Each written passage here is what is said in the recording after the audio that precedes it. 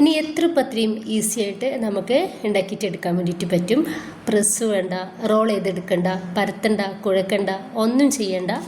അപ്പോൾ ഇത് നമുക്ക് ഒരേ ടൈമിൽ 10-20 പത്തിരിയോളം ഉണ്ടാക്കിയിട്ടെടുക്കാൻ വേണ്ടിയിട്ട് പറ്റും. കുറഞ്ഞ സമയം കൊണ്ട് സിമ്പിളായിട്ട് നമുക്കിത് ഉണ്ടാക്കിയിട്ടെടുക്കാൻ വേണ്ടിയിട്ട് പറ്റും. അത്ര ഈസിയാണ്. ഭയങ്കര സോഫ്റ്റ് ആയിട്ടുള്ളൊരു പത്തിരിയാണിത്. അപ്പോൾ വീഡിയോ എല്ലാവരും ഒന്ന് കണ്ടുനോക്കുക. കണ്ടിഷ്ടപ്പെടുവാണെങ്കിൽ നിങ്ങളുടെ എല്ലാ സപ്പോർട്ടും ഉണ്ടാവുക. ലൈക്ക് ചെയ്യാനും സബ്സ്ക്രൈബ് ചെയ്യാനൊന്നും മറക്കരുത്. അപ്പോൾ അതിന് വേണ്ടിയിട്ട് ഞാനൊരു പാനിലേക്ക് 3 ഗ്ലാസ് വെള്ളമാണ് ഒഴിച്ചെടുക്കുന്നത്. 1.5 ഗ്ലാസ് വെള്ളം, വീണ്ടും 1.5 ഗ്ലാസ് വെള്ളം വെച്ചിട്ട് ഒഴിച്ചെടുക്കുന്നുണ്ട്. ഇതേ ഗ്ലാസ്സിൽ 2 ഗ്ലാസ് അരിപ്പൊടിയാണ് നമ്മൾ എടുക്കുന്നത്. ഇനി വെള്ളം ഒന്ന് ചൂടാക്കിയിട്ടൊന്നുമില്ല കേട്ടോ, അതുപോലെ ഒഴിച്ചെടുത്തിട്ടേ ഉള്ളൂ. ഇതിലേക്ക് ആവശ്യത്തിനുള്ള ഉപ്പും അതുപോലെ തന്നെ 1 ടേബിൾ സ്പൂണ് വെളിച്ചെണ്ണ കൂടി ഒഴിച്ചെടുക്കുക. എന്നിട്ട് നമുക്കിതുപോലെ ഒന്ന് മിക്സ് ആക്കിയിട്ടെടുക്കുക. എന്നിട്ട് വേണം നമ്മൾ പൊടി ഇതിലേക്ക് ഇട്ടുകൊടുക്കാൻ വേണ്ടിയിട്ട്. 2 ഗ്ലാസ് പൊടി ഞാൻ ഇട്ടുകൊടുക്കുന്നുണ്ട്.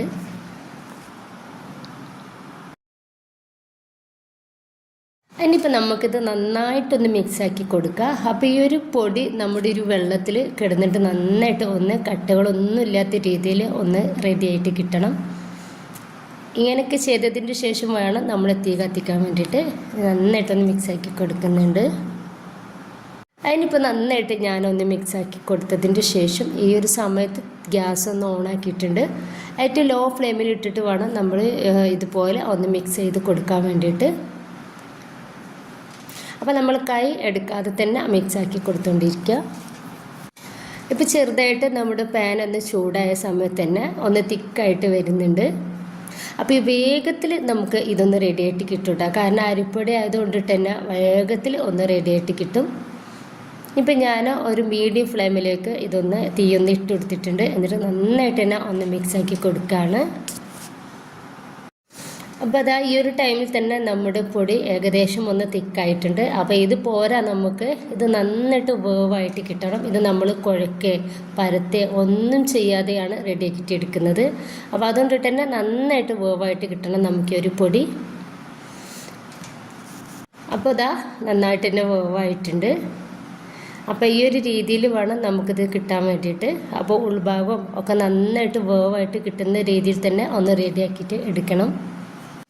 ഇനിയിപ്പോൾ ഇതൊന്ന് മൂടി വെക്കുകയാണ്. ഒന്ന് മൂടി വെച്ചിട്ട് നമുക്കൊരു 3/4 ഭാഗത്തോളം ഇതിൻ്റെ ചൂടൊന്ന് ആറിക്കിട്ടണം. എന്നിട്ട് വേണം നമ്മൾ ഇതൊന്ന് റെഡിയാക്കിയിട്ട് എടുക്കാൻ വേണ്ടിയിട്ട്. അപ്പോൾ ഇത് കറക്റ്റായിട്ട് എല്ലായിടത്തും വേവായിട്ട് നമുക്കിത് കിട്ടിയിട്ടുണ്ട്. ഇനിയിപ്പോൾ ഇതൊന്ന് മൂടി വെക്കുന്നുണ്ട്. ഇപ്പോൾ നമ്മുടെ ഈ ഒരു പൊടി ഏകദേശം ഒന്ന് ചൂടാറിയിട്ടുണ്ട്. അപ്പോൾ നന്നായിട്ട് ചൂടാറാൻ വേണ്ടിയിട്ട് നമ്മൾ വെയിറ്റ് ചെയ്യേണ്ട. ഒരു 3/4 ഭാഗത്തോളം ചൂടാറിക്കഴിഞ്ഞാൽ ഇതൊന്ന് ബോൾസുകളാക്കിയിട്ടെടുക്കുക. ഇത് കാണുമ്പോൾ തന്നെ നിങ്ങൾക്ക് മനസ്സിലാവുന്നുണ്ടാവും നന്നായിട്ട് വേവായിട്ട് നല്ല സോഫ്റ്റ് ആയിട്ട് തന്നെ നമ്മുടെ ഒരു മാവ് ഇരിക്കുന്നുണ്ട്. ഇനി മീഡിയം സൈസിലുള്ള ബോൾസുകളാക്കിയിട്ട് എടുത്തിട്ടുണ്ട്. വളരെ ചെറുതല്ല എന്നാൽ വളരെ വലുതുമല്ല കേട്ടോ. ഒരു മീഡിയം സൈസിലാണ് ഇതുപോലെ റെഡിയാക്കിയിട്ട് എടുത്തിട്ടുള്ളത്. ഇനി ഞാൻ കുറച്ച് ഇതുപോലെ പ്ലാസ്റ്റിക് കവറുകൾ എടുത്തിട്ടുണ്ട്. ആ കവറ് ഓരോന്നും എല്ലാതും 4 സൈഡും ഒന്ന് കട്ട് ചെയ്തിട്ട് ഒന്ന് റെഡിയാക്കിയിട്ട് എടുത്തിട്ടുള്ള കവറാണ്. അപ്പോൾ നിങ്ങൾക്ക് എത്ര കവർ വേണമെങ്കിലും ഇതുപോലെ ഒന്ന് കട്ടാക്കിയിട്ട് എടുക്കുക. അപ്പം ഞാൻ ഒരു 5 കവറാണ് ഇതുപോലെ ഒന്ന് കട്ട് ചെയ്തിട്ട് എടുത്തിട്ടുള്ളത്. ഇനിയിപ്പോൾ ഒരു കവർ എടുക്കുക.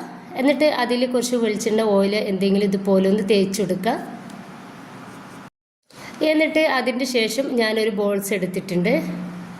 എന്നിട്ട് കയ്യിൽ വെച്ചിട്ട് ഇതുപോലെ ഒന്ന് പ്രസ്സാക്കി കൊടുക്കുക. ഒരു ചെറുതായിട്ടൊന്ന് പ്രസ്സാക്കി കൊടുത്താൽ മതി. എന്നിട്ട് നമുക്ക് ഈ കവറിലേക്ക് ആ ഒരു ബോൾസ് നടുവിലായിട്ട് വെച്ച് കൊടുക്കുക. 4 സൈഡും നമുക്ക് ഈക്വലായിട്ട് തന്നെ സ്പേസ് ഉണ്ടാവണം. വീണ്ടും ഞാൻ വേറൊരു കവർ എടുത്തിട്ടുണ്ട്. എണ്ണ ഒന്ന് തേച്ചെടുത്തതിൻ്റെ ശേഷം ഞാൻ ഈ ഒരു കവറിൻ്റെ മുകളിലായിട്ട് വെക്കുന്നുണ്ട്. അതുപോലെ തന്നെ എന്നിട്ട് ഇതിൻ്റെ മുകളിലും നമുക്ക് കുറച്ച് വെളിച്ചെണ്ണ ഓയിൽ എന്തെങ്കിലും ഒന്ന് തേച്ചെടുക്കണം. അപ്പോൾ ഇതുപോലെ എണ്ണ ഒന്ന് തേച്ചെടുത്തതിൻ്റെ ശേഷം ഇതിൻ്റെ മുകളിലായിട്ട് നമുക്ക് വേറെ ഇതുപോലെ ഒന്ന് വെച്ചെടുക്കാം. എന്നിട്ട് അതിൻ്റെ മുകളിലായിട്ട് വീണ്ടും ഒരു കവർ വെച്ചെടുക്കുക. എന്നിട്ട് ഇതുപോലെ വെളിച്ചെണ്ണ ഓയിൽ എന്തെങ്കിലും തേച്ചെടുക്കുക. വീണ്ടും നമ്മുടെ മാവ് ഇതിൻ്റെ മുകളിലായിട്ട് ഇതുപോലെ വെച്ചെടുക്കുക. ബാക്കിയൊക്കെ ഇതുപോലെ ചെയ്തെടുക്കാവുന്നതാണ്. ഇനി നിങ്ങളുടെ കയ്യിൽ എത്ര കവറുണ്ട് അതിനനുസരിച്ച് ഇതുപോലെ കവർ വെച്ചിട്ട് ചെയ്യാവുന്നതാണ്. ഇനിയിപ്പോൾ ഞാനിതാ ഇതുപോലെ ഒരു പ്ലേറ്റ് എടുത്തിട്ടുണ്ട്. അത് ഇതുപോലെ ഒന്ന് അമർത്തി കൊടുക്കുകയാണ്. നന്നായിട്ടൊന്ന് പ്രസ്സാക്കി കൊടുക്കുക. ഭയങ്കര സോഫ്റ്റ് ആയിട്ടാണ് നമ്മുടെ ഒരു മാവ് ഇരിക്കുന്നത്. അതുകൊണ്ടിട്ട് തന്നെ നമുക്ക് 2-3 പ്രാവശ്യം ഇതുപോലെ ഒന്ന് പ്രസ്സാക്കി കൊടുത്താൽ തന്നെ റെഡി ആയിട്ട് കിട്ടും. അപ്പോൾ എല്ലാ പത്തിരിയും ഈക്വലായിട്ട് തന്നെ റെഡി ആയിട്ടുണ്ട്. അപ്പം നമുക്ക് ഒരു 15 10 ഇനി വേണമെങ്കിൽ 20 പത്തിരിയൊക്കെ നമുക്കിതുപോലെ റെഡിയാക്കിയിട്ട് എടുക്കാവുന്നതാണ്.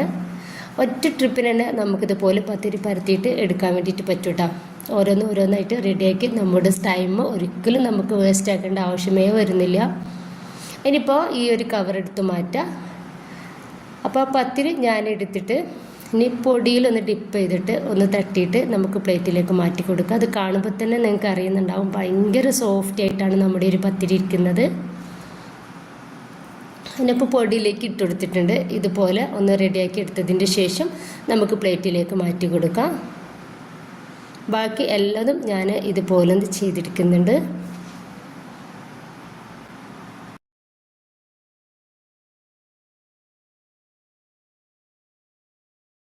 അപ്പോൾ മുഴുവൻ പത്തിരിയും ഞാനിതുപോലെ ഒന്ന് റെഡിയാക്കിയിട്ട് എടുത്തിട്ടുണ്ട്.